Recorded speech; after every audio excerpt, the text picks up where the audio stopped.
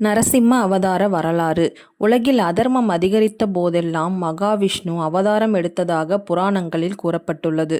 அந்த வகையில் மகாவிஷ்ணு எடுத்த 4வது அவதாரம் நரசிம்ம அவதாரம் ஆகும். சத்திய யுகத்தில் காசியப்ப முனிவருக்கும் திதிக்கும் இரண்யர்கள் என அழைக்கப்படும் இரண்யகசிபு மற்றும் இரண்யாக்ஷன் ஆகிய 2 அசுர சகோதரர்கள் பிறந்தனர். வராக அவதாரத்தில் விஷ்ணுவால் இரண்யாக்ஷன் கொல்லப்பட்ட பிறகு கஷ்டமடைந்த இரண்யகசிபு விஷ்ணுவை அழிக்கத்தக்க வல்லமையை பெறுவதற்காக பிரம்மாவை நோக்கி தவமிருந்தான். பிரம்மா அவனுக்கு வரம் தந்தார். மனிதராலும் மிருகங்களாலும் பறவைகளாலும் அவனை யாரும் கொல்லக்கூடாது. பகலிலும் இரவிலும் அவனுக்கு மரணம் வரக்கூடாது. வீட்டு உள்ளேயும் வெளியேயும் அவன் கொல்லப்படக்கூடாது. எந்த ஆயுதத்தாலும் அவனுக்கு அச்சமில்லை. எந்த உயிரினமும் கடவுளும் அவனுக்கு எதிரியாக இருக்கக்கூடாது. இவ்வரத்தை பெற்ற இரணியன் அகம்பாவத்துடன் 3 உலகையும் அடக்கி ஆட்சி செய்தான். அனைவரும் தன்னைதான் கடவுள் என வழிபட வேண்டும் என்று வற்புறுத்தினான்.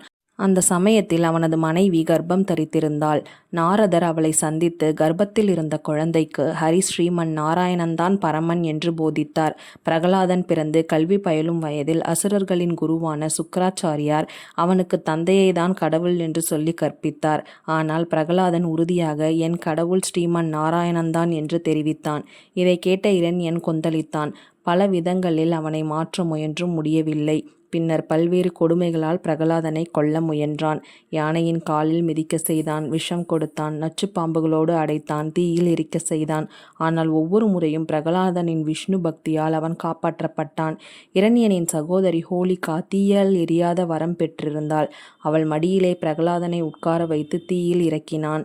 ஆனால் விஷ்ணுவின் திருநாமத்தை சொன்ன பிரகலாதனுக்கு தீ ஒன்றும் செய்யவில்லை.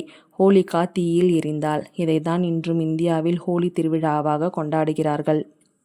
பிரகலாதனை எத்தனை முறையும் கொல்ல முடியாமல் போனதால் இரணியன் கடைசியில் நேராக பிரகலாதனை சந்தித்து உன் கடவுள் எங்கே இருக்கிறார் என்று கேட்கிறான்.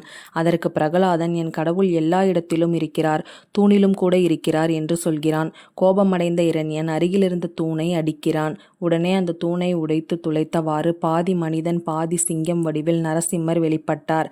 அவர் அபாரமான விஸ்வரூபத்தில் தோன்றி 8 திசைகளையும் அதிர செய்தார். போராட்டத்தில் இரண்யனை பிடித்து தனது தொடையில் அமர வைத்து கூர்மையான நகங்களால் அவனது மார்பை கிழித்து குடலை வெளிக்கொண்டு இரத்தத்தால் புனிதமாகினார். அதனை மாலை போல் அணிந்தார்.